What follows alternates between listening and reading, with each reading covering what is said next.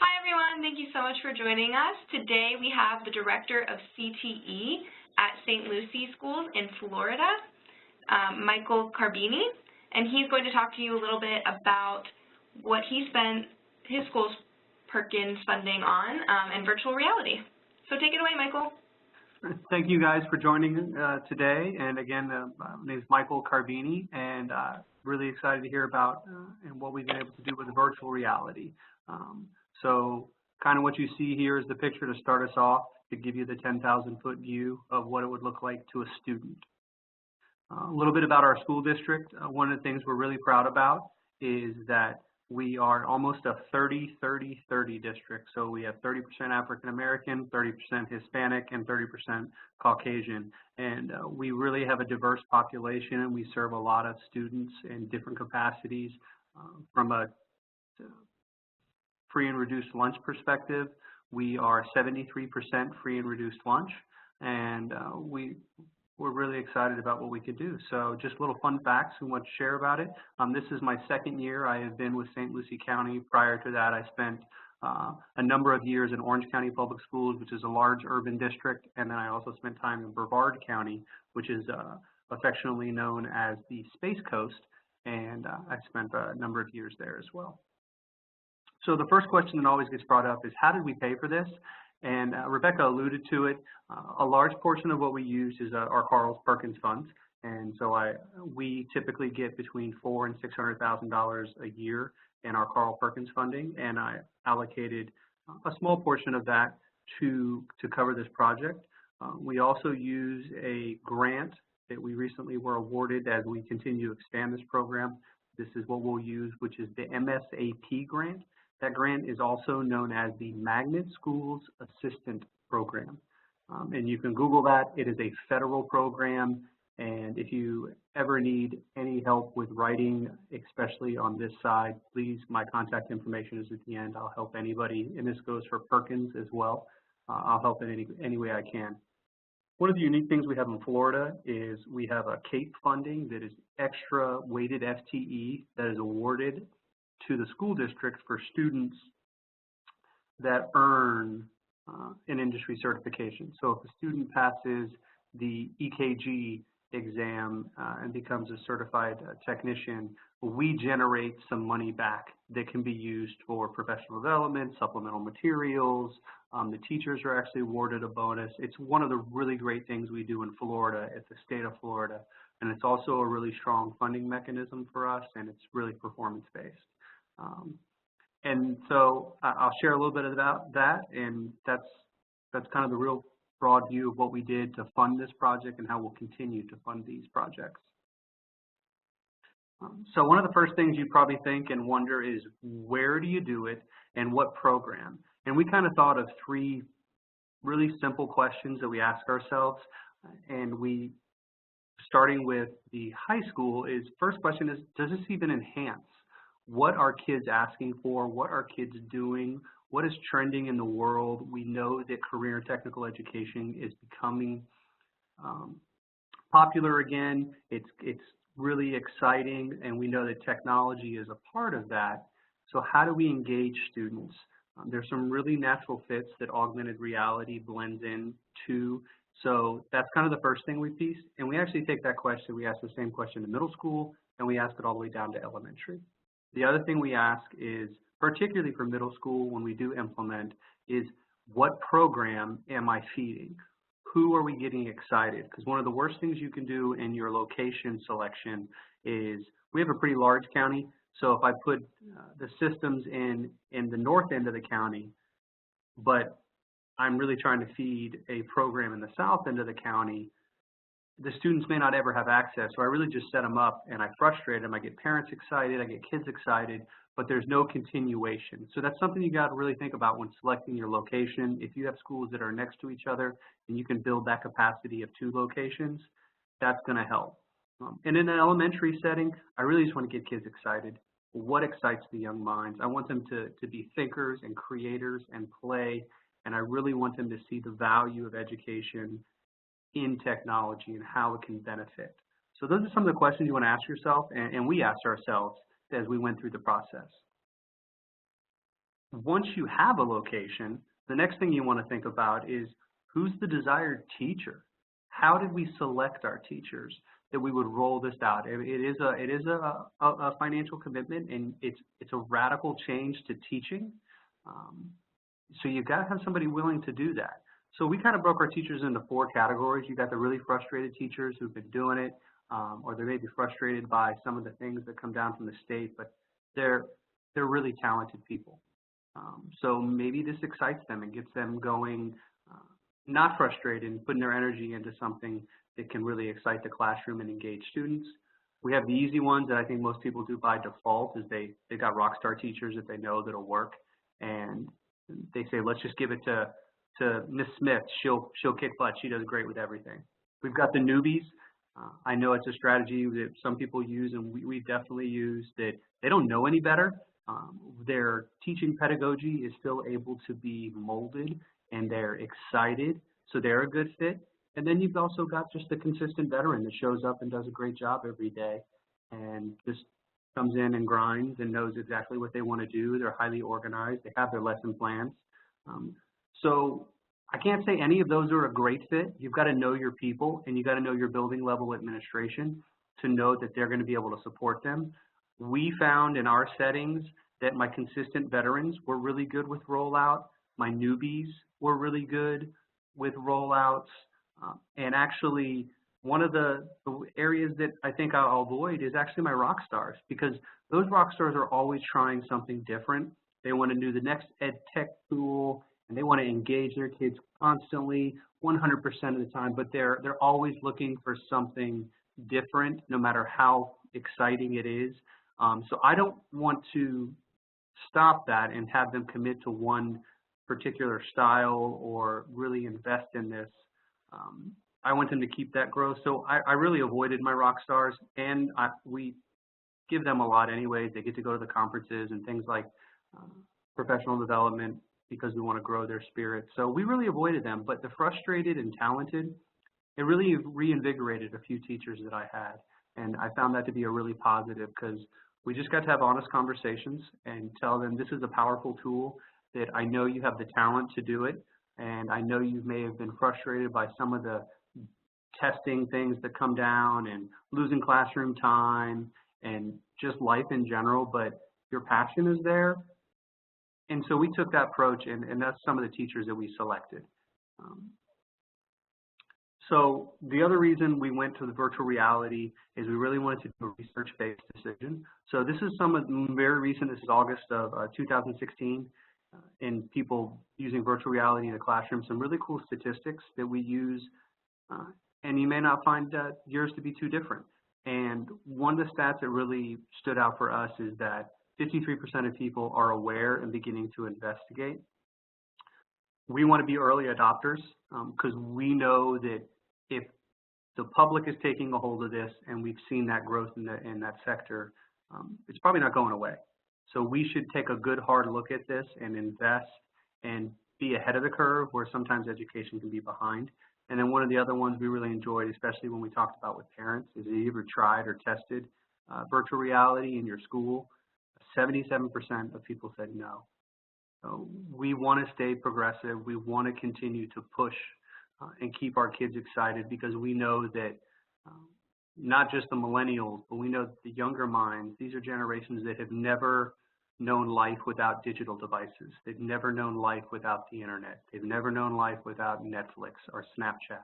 We've got to engage these students in a different way than they're not traditionally being. Some of the benefits that have come out of recent studies, and that same study was, look, it just gets kids excited. I mean, we want kids that come into class every day excited to perform, excited to learn, and to be okay with that. We don't want to keep them in that run-of-the-mill process of do A, B, C, especially in career and tech ed. We are the cool and one of the exciting reasons kids come to school, to cook, to play with the automotive labs, to 3D print, to program. We want to keep kids excited, but we also want to foster that creativity. We found it a really good way to engage difficult concepts, especially on the human anatomy side when you get into some of the nursing programs, and being able to articulate and visually allow a student to see. That was really exciting. And one of the unintended consequences is obviously lowering the cost of field trips, and that's really real for us. We get to send our kids all over the world. While it may not be the Sistine Chapel, they can go see it, or if they want to go to the BMW Auto Lab, we can do that, and we really enjoy that. So kind of our core, this is just something that we as a school district believe. We know that the workforce is needed. We know that students pursuing these careers are dropping, and we want to keep them engaged. And there's jobs being created every day that we don't know what skill set. So how do we engage these students? And how do we keep them excited? And we found that with the data we just shared, virtual reality and augmented reality was a way to really get kids excited, get families excited about coming to school to engage. So that leads us to, what if we could inspire, create engagement, deepen students' understanding, and build confidence? And what's important for us when we talk about building confidence is we want kids to feel okay to be wrong and learn and work through that, because I think that's one of the core values of career in tech ed. So just to give you a quick overview, we looked at all avenues. We've got your basic virtual reality, which most of you watching this will know is going to be your Samsung Gear or Oculus Rift. Recently, it was purchased by Facebook, so it's a pretty well-known.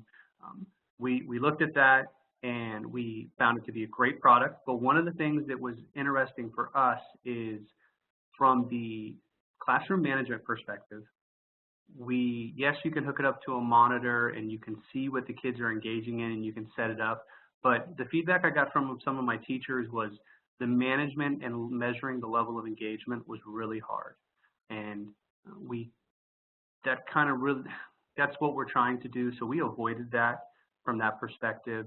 Even though we really like the product and what it provides you, that was what my teachers wanted, and I took that feedback and ran. Augmented reality is what commonly everybody knows is like Snapchat or Facebook filters on pictures, and they put the cat ears on your head, or you become a zombie. It's altering what is in front of you. So we found a product with Z-Space that is a blended, and it's both of them. So students will put on glasses, and they can wear over their glasses, so if they were visually impaired, they could still use their glasses. But it is a standalone, all-in-one machine that the items would be out in front of you. You could easily monitor it, and you could help teachers circulate a room. The students could work together, and there's also the collaboration piece. So you'll see the difference between the halos or the headgear. It's a real one-on-one engagement piece. But with Z-Space, you can have up to 3 students working together, and you'll see that in, I show you one of our examples that we use, but you can have somebody that has the driver glasses on, and then you can put your run-in-the-mill 3D glasses on and see exactly what's going on. So that's really something we got excited about. So a little bit more about Z-Space, as we mentioned, it's mixed reality, and what you see in this picture is exactly what the kids see. So you have the young lady with the stylus, and she has her glasses on, and the other young lady right there next to her, they're all seeing the same thing. And they're engaging with it, they can manipulate it, and they can dissect down to the molecule level, or keep it very simple and just take off the skin, the skeleton, the muscles. So one of the other reasons we really like Z-Space is the setup, and we've given you a few pictures. It doesn't take up a lot of space, it's just your basic computer lab space. They're also foldable, so you can take them away. They're not heavy. They can go in and out with no problem. The hardware is really tough. They did survive a few drop tests from some of my teachers, and we were happy with that. Their software packages are set up in I Can Buy programs. So it's very app-based, if you will. We use it for EKG, particularly because you'll visually have the human body in front of you, so students will practice placing their EKG pads on a human body and seeing what that does for the arrhythmia of the heart.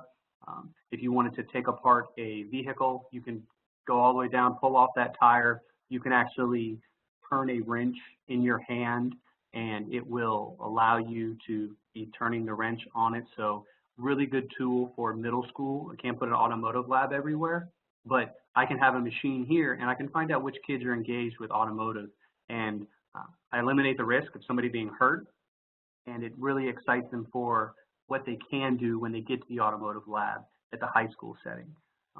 We have some biomedical programs, really powerful when kids are getting into molecules and dissecting, and we really enjoy that. The human body aspect, you can all shapes and sizes of humans, and you can take apart and get all the way into systems and have open heart surgery. You can do all kinds of really cool things.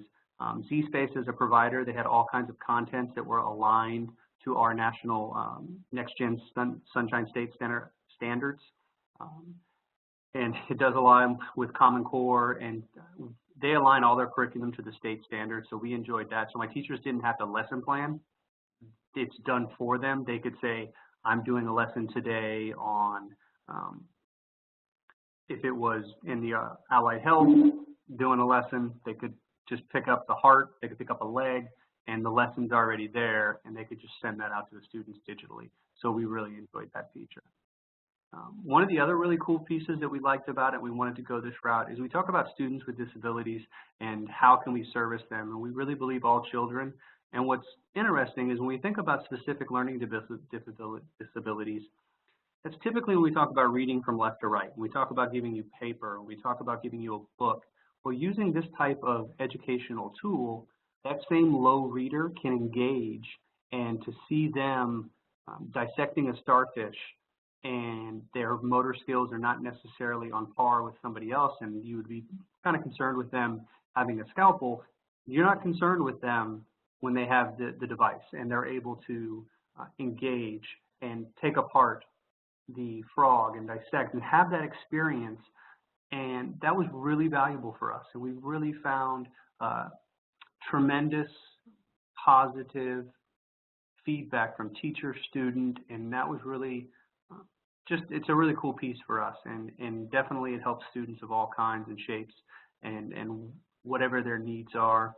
And it is a Windows-based program, so you still have all of the accessibility features of reading text and changing the background colors as needed. So that's just a really cool feature that comes with it. This is an actual application we have in our high school. This is one of my allied health classes. This was during a teacher parent appreciation night. You'll see the Z-Space machines over here on the left or your right. Get a little pen here. So we just put it, doesn't take up a lot of space. We had 1, 2, 3, 4, and there was 5, 6 stations, and that's how the students come in. So they would be working on learning about the heart system, cardiovascular, because they can feel the heartbeat with a pen. They could actually feel what the different arrhythmias are like. They could look at the different human body systems and joints and see what that's like. So this was just a great way to get parents inside the classroom and see what we're doing, and we were excited about that. Another parent night, this was at one of my elementary, we have K-8s here, I forgot to mention that, so this was just an elementary night. This is actually a group of 5th graders and their parents coming in, and we put them on end caps, and it's just a way, they have their normal lab set up, but then you see on the very end, we put them right here, and it lets the group come in and work together. This teacher in particular, Mr. Lankow, does a great job with pushing circuitry, and the kids can come in and build circuits, and they have programs in there that allow you to understand what a diode and a resistor, and the kids can build it and play, turn on a light, turn on a fan, do some really basic physics stuff at a simple level that gets them excited, and that's really a great piece, but it's nothing to take up a little bit of space right here, and then we put one on the end caps, and they have a camera feature that you can project what is on the Z-Space machine, and everybody in the classroom can see in an augmented reality way. So that's a really good use that we have here. Our most popular use is, this is one of my science labs, and this actually feeds my veterinary program, and you'll see that the students are working in small groups. They're doing the starfish dissection, and they're taking notes. So we've got Cornell notes going, kids are dissecting, but what's really cool is then they go over to Z-Space machine and they have to put it back together. So we talk about completing the whole child and having them fully experience and be authentic and synthesize and learning.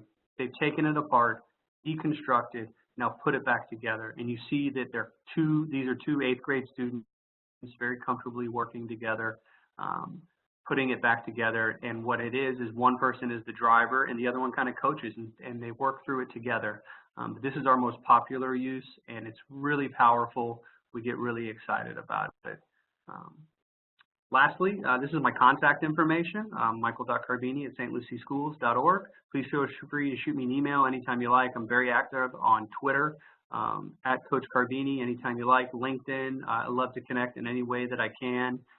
Please feel free. I'll share anything that I can. We've really found it to be an exciting, engaging way to excite kids and bring some cool tech into the career and tech ed world.